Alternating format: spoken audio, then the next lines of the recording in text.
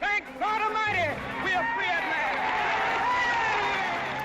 Martin Luther King Jr. inspired a generation of African Americans and fired up Africa's liberation movement. But it's been 50-odd years since he led the March on Washington and made the historic I Have a Dream speech. Well, joining us from Johannesburg to celebrate Martin Luther King on this 50th anniversary and help put some perspective on the relevance of King's dream to Africa is Professor Shadrach Guto, the Director, Center for African Renaissance Studies at the University of South Africa. In Washington is Amira Woods, the Director of Foreign Policy in Focus at the Institute of Policy Studies. And in studio here with me is Professor Israel Kodiaga, an expert on African affairs and the Director, African Center for International Studies. Welcome to the program. But first, before we begin our discussion today, let's wind the clock back to August 28, 1963. In 1963, the Reverend Martin Luther King Jr. came to Washington to deliver a hard message about the treatment of African Americans a century after the end of slavery. The Negro is still languished in the corners of American society and finds himself in exile in his own land. King saw racism and segregation at its worst in cities like Birmingham, Alabama, where he was jailed and where 4 girls were killed in a racially motivated church bombing. This tragic harvest of murder came as a result of seeds of apathy and compromise sown all over this United States. King decried the police beatings but always resisted calls for a violent response and opposed the movement of black separatism led by Malcolm X. And no romanticized call for black separatism can be validated in reason or in morality. Because I have a dream. The impact of his most famous address during the March on Washington is still being felt today. That my 4 little children will one day live in a nation where they will not be judged by the color of their skin, but by the content of their character. I have a dream today.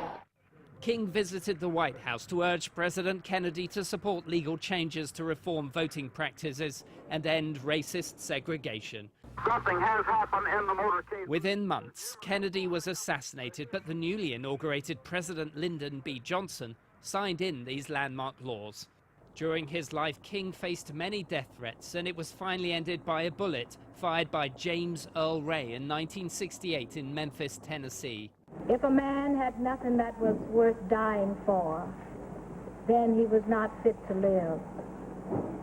He said also that it's not how long you live, but how well you live. Reverend King is the only person in American history who has an annual national holiday who is not a former president. Though the leader of the civil rights movement for just a flicker of American history, Martin Luther King Jr. has nonetheless done more than any other individual to advance its cause. Daniel Wrenches, CCTV, Washington. All right, Amira Woods in Washington. Let me start off with you now. President Obama paid tribute to King on Wednesday, 50 years to the minute since he made that historic speech, I Have a Dream. That in itself was quite symbolic. But how has the president's speech been received there in Washington? Well, I think many are applauding that the speech took place. It was historic to see 3 U.S. presidents gathered together to commemorate the 50th anniversary of the March on Washington. But many also used it as an opportunity to show the gaps between the vision, that was anticipated 50 years ago and the reality that many, particularly black and brown people in the United States, are still suffering some very serious consequences of inequality. The inequality remains. So you have, for example, issues of education, public schools in places like Chicago, where President Obama had worked, public schools closing at historic record rates. You have unequal education still today in many places throughout the U.S. Huge problems with unemployment. The official unemployment rate is about 7%. For African Americans, is double that, 14%. But for African American males in some urban areas like New York, it's closer to 50%. So there is a dire situation in terms of people's well-being 50 years after that historic day when people gathered at the Lincoln Monument to march for justice, to march for jobs, to march for freedom. All right.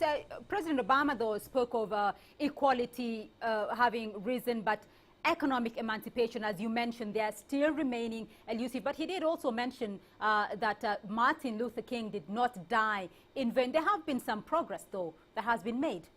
Well, without a doubt, we see an African American in the White House. This is a historic, monumental event. You also saw, just a short time after the March on Washington, the signing of the historic Voting Rights Act. But quite frankly, now even that historic move to give people access to vote, to choose their leaders freely, that is in jeopardy with a recent Supreme Court ruling that can very well take away opportunities for people to vote, particularly in the southern United States, which was ripe with political strife 50 years ago, and that very much continues in many respects today. So, you know, while there have been some symbolic changes, we have to acknowledge and applaud those changes, but we have to recognize that the United States still has a long ways to go in terms of issues of equality, particularly when it comes to African Americans and really when it comes to black and brown peoples in this country. All right, Amira, we're going to put this in the context of Africa's perspective today. And before we begin the discussion now, here is Kwame Nkrumah with Africa's own version of the dream. There is a new African in the world. That new African is ready to fight his own battle and show that after all, the black man is capable of managing his own affairs. All right, Ghana's former leader, Kwame Nkrumah there. Professor Guto there in Johannesburg, I'll start off with you on this one. After all this time, Martin Luther King's speech remains timeless and timely, particularly for us here in Africa. Why?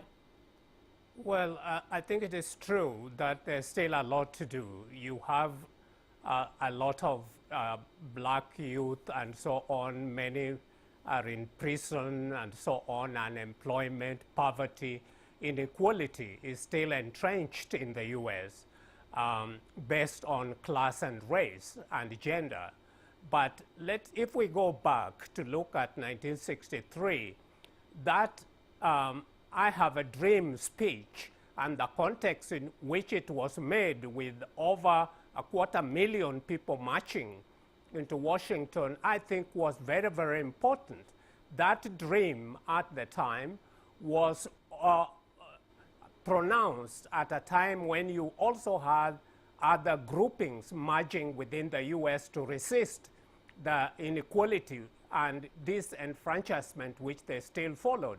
Malcolm X was more revolutionary and was talking of using revolutionary violence. Then look at where we are today, 50 years from that time. Right. You would say that some of the vision and the dream that they had are beginning to make some inroads or to see the light of day, to have an African American as the head of state of the United States, all right, living in the White House, where the early leaders were slave owners and so on. I think those are major strides, but there's still a long way to go. Going back, though, to that time of 1963, there were parallels that were running between the civil rights movement in the United States and Africa's own fight for self-determination. Our founding fathers, Kwame Nkrumah, Jomo Kenyatta, Haile Selassie, Sego Toure, if they looked back at the progress that has been made so far, what would their view be? Thank you very much, Beatrice. In fact, when we look at the activities, the speech of Martin Luther King Jr. and the civil rights movement in America at that time, I would like to say three things.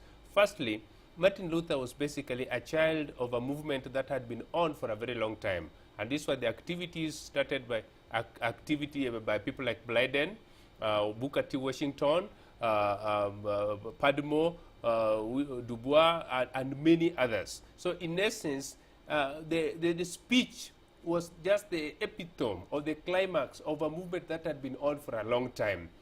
Nyerere, Kenyatta, Haile Selassie, and all these other people were ideological contemporaries of Martin Luther King Jr. So when you are talking about Martin Luther King Jr. in 1963, you cannot look at him in isolation of all those who had been part of the struggle. So they were ideological contemporaries, and in fact, many African countries were independent as at that time. Now, the second part of that question, when you are talking about if the Kenyattas of this world, the Haile Selassies of this world woke up today, what would they say or look at? First, you must realize that it is one thing to have a dream and a different thing to actualize that dream. And the sages of knowledge would admonish us that if you want your dreams to come true, you must first wake up. And looking at what has been in Africa from 1963, you'd be right to say that one, immediately that Africa got independence, or the 32 plus states got independence, Africa went back into slumber. So in 1963, there was hope. There was a lot of expectation, and that can be reflected on the speeches of Kwame Nkrumah and the Kenyattas of this one at that time. But the very people who appeared to share in the dream bastardized and actually pulverized Africa. So in fact, Haile Selassie, Kenyatta, and many of them were actually the causes of the problems that Africa is actually going through today. I'm going to put that to Professor Guto. Professor Guto, has Africa's dream 50 years on been actualized? A bit of it. I've already indicated that from 1963 up to now, a lot of Africa has been liberated, and they are independent states. Who did that? Africans did it. Independence was never given to people. You remember by 1963, Kenya had its own land and freedom movement. That was an armed struggle against the British, and that helped Kenya to get independent. Then you had Algeria, then the southern part of Africa really taking armed struggle to liberate the continent. So the liberation of the continent is something we can say was a plus. But in the area of economic development and building national cohesion, that is where some of our leaders failed us. In terms of independence, many of them engaged in private accumulation of wealth rather than looking at the nation's resources and using it for purposes of development of infrastructure, schools, and so on.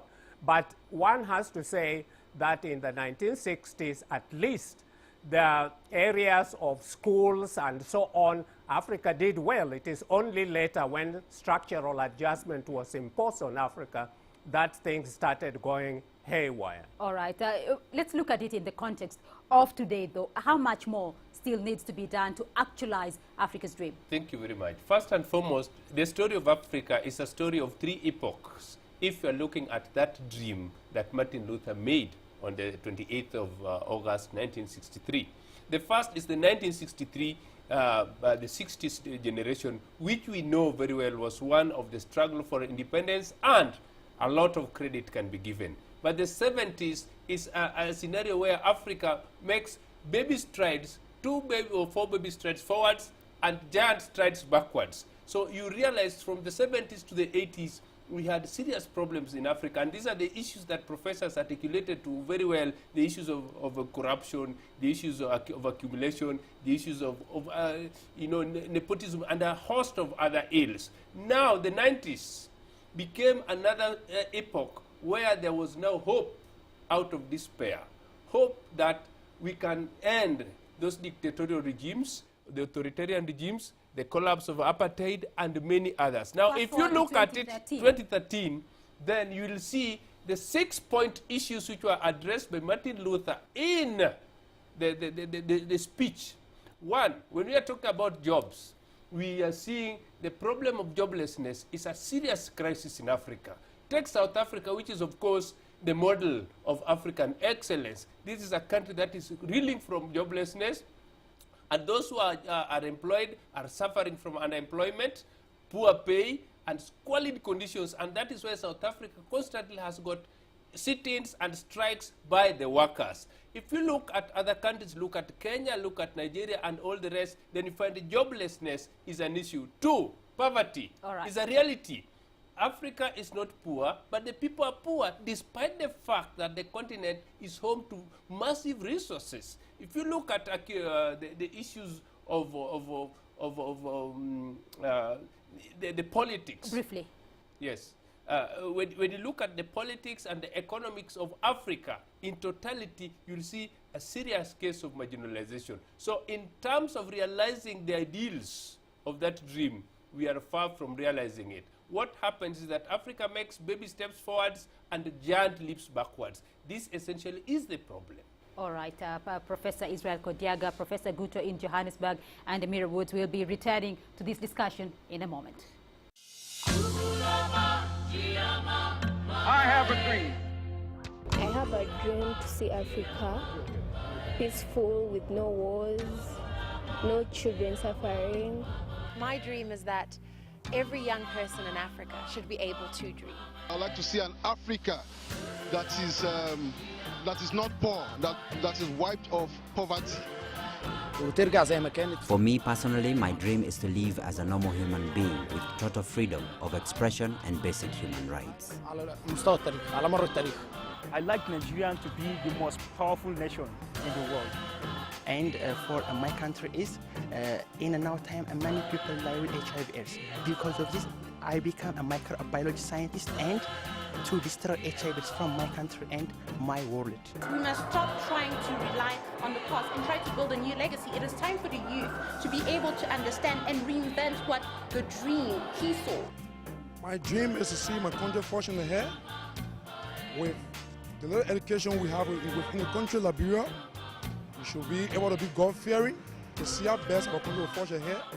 It comes to educational wise, it comes to nation building as well as infrastructure. I can say my dream for Africa is creation of more democratic space and also economic independence in terms of being free from the already developed countries.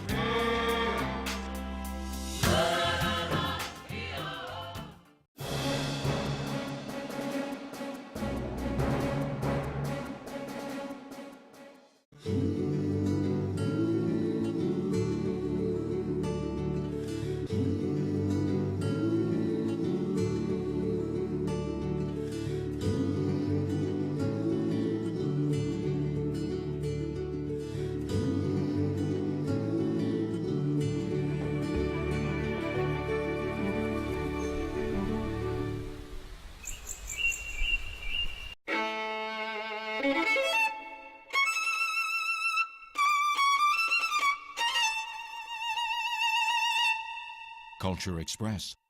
See the world in color.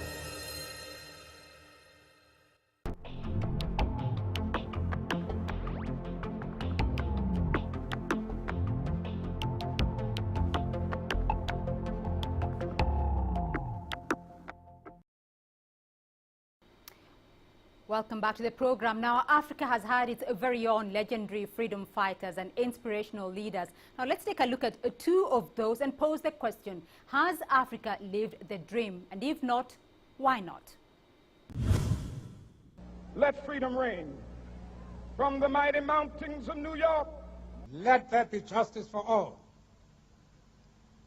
Let there be peace for all. Two men from two different lands, speaking 30 years apart, but their message was much the same. They never met. South Africa would not allow Martin Luther King into the country. And when he was delivering his speech, Nelson Mandela was already in jail.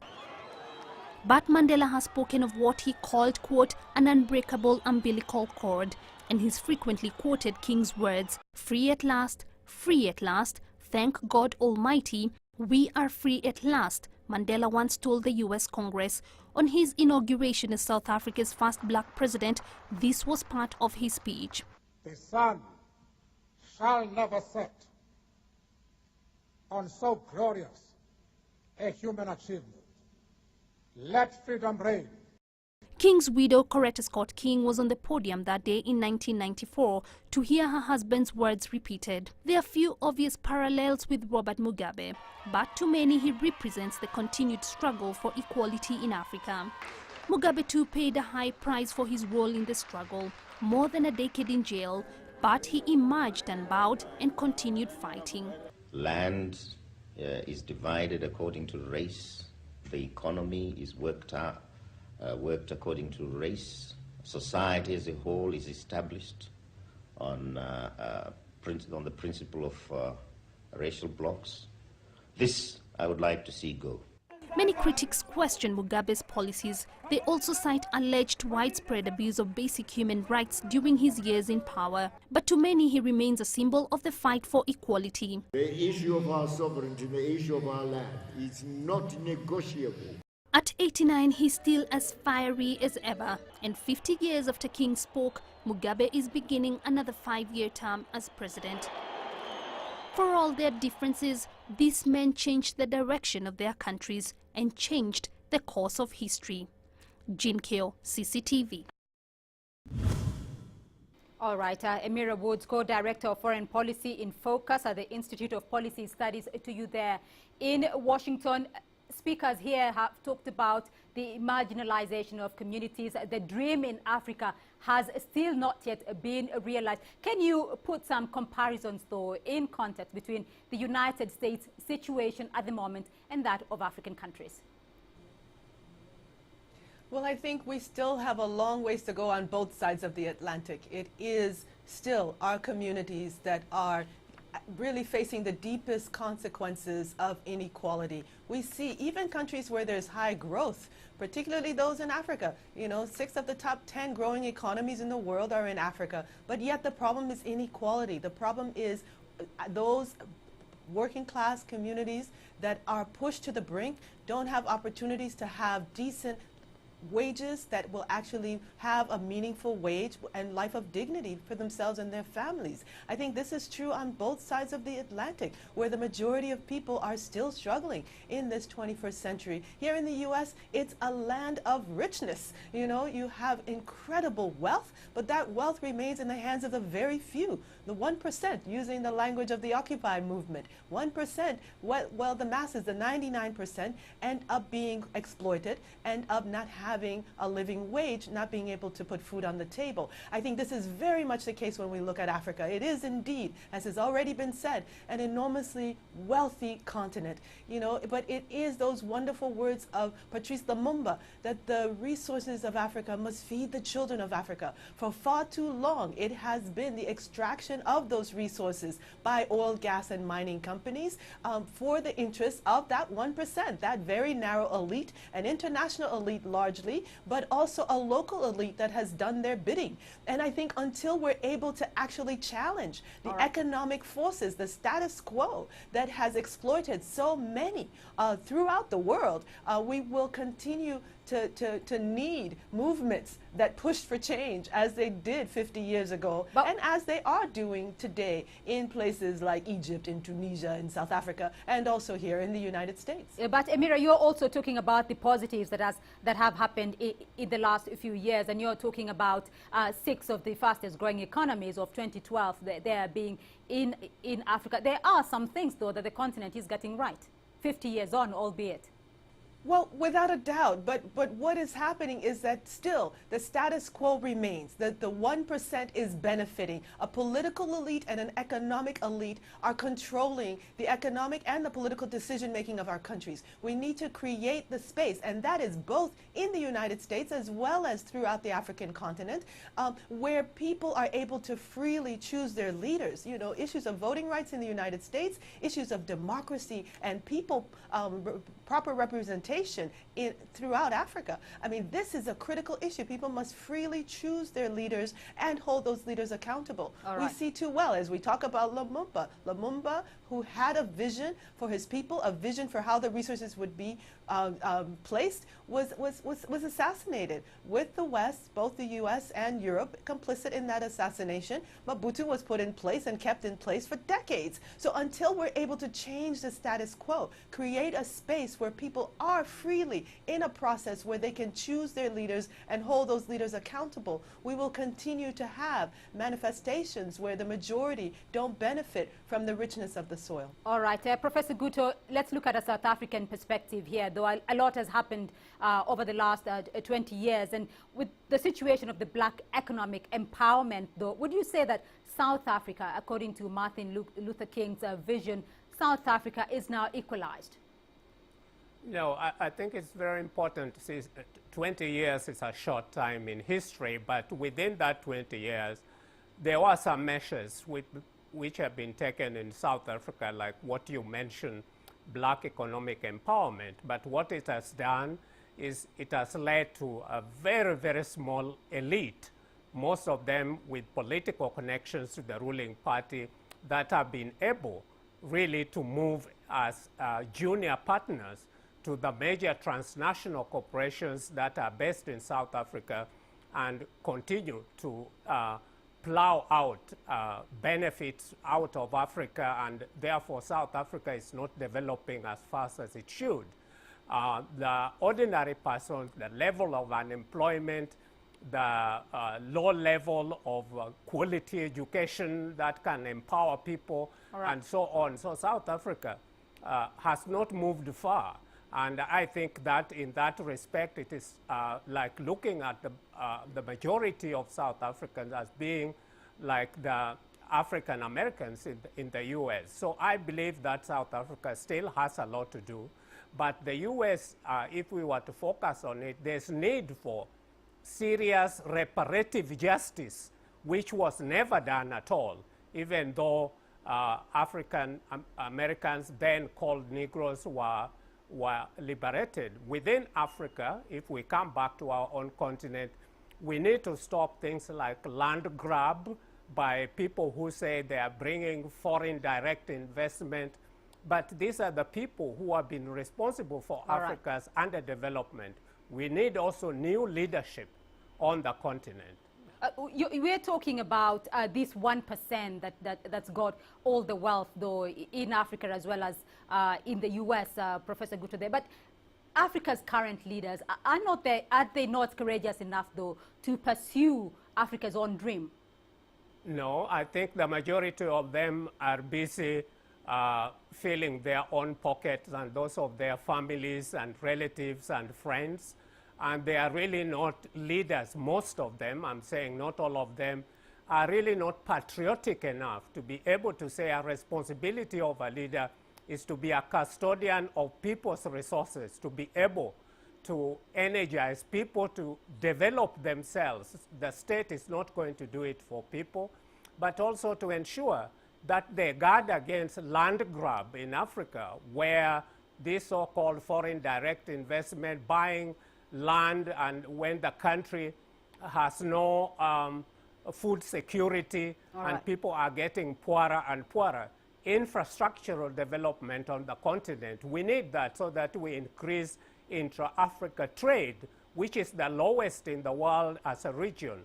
All these are challenges which require high quality of leaders that we don't have many. All right. Among those who are there at the moment. All right, we'll leave it there for the moment, but thank you for your insights on the program. And Professor Guto joining us from Johannesburg, and Amira Woods in Washington. Thank you to you both. This has been Talk Africa from Nairobi. I'm Beatrice Marshall.